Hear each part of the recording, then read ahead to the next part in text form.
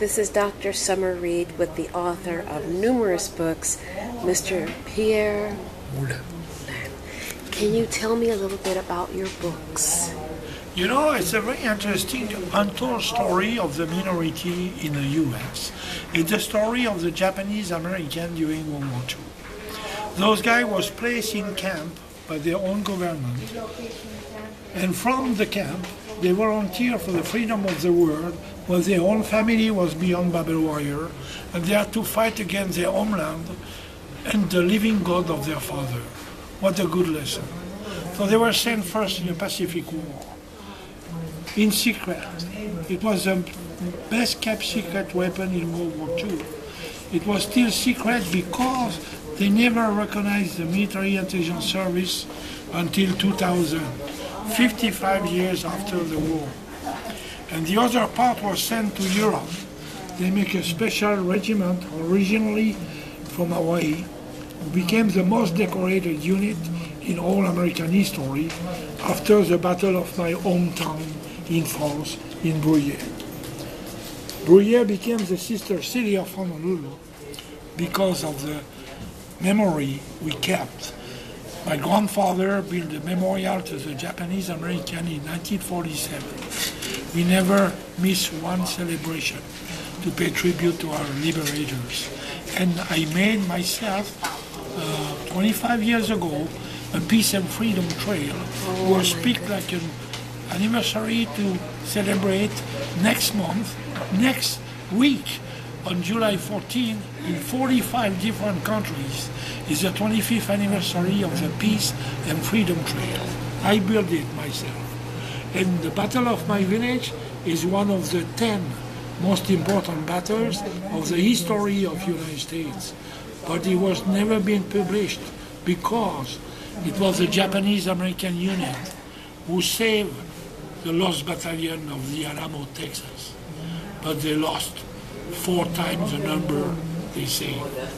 Japanese American lost 863 men to save 211 Texas boys.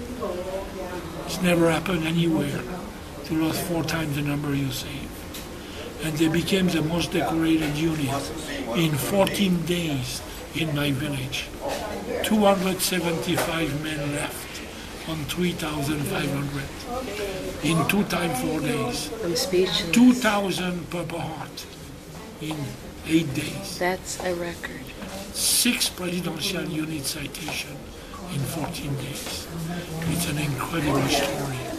What a lesson they gave to the world. That's proof when you choose a country, you are ready to give your life, even if you have to fight your homeland. What a lesson. How long did it take you to write the assortments of books? Oh, the problem of my books, it's a little problem with the first line. All my books start with the same line. It's not a novel. All the facts, name, location, and date are authentic. It's history, not a romance. It's not an interview of people. It's 25 years of research.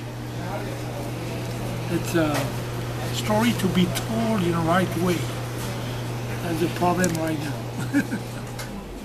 Military Intelligence Service, the best kept secret weapon in World War II, by Pierre Moulin.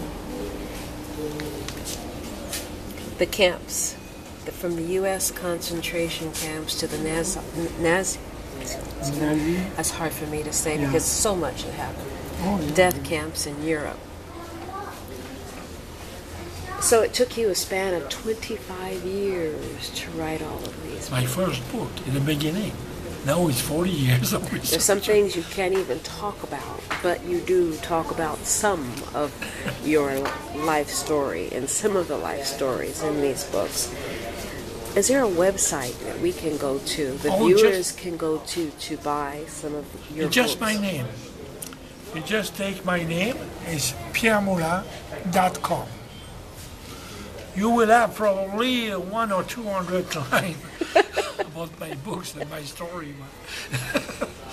The You live website here, is quite do interesting. you live in the United States now? Yeah, I lived for 14 years, but I came from 42 years because I brought the group from my village as a sister city here.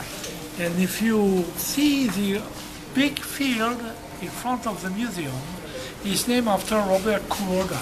Robert Kuroda was a soldier of the 442nd who liberated my town, and we died just behind the church in October 20th, 1944.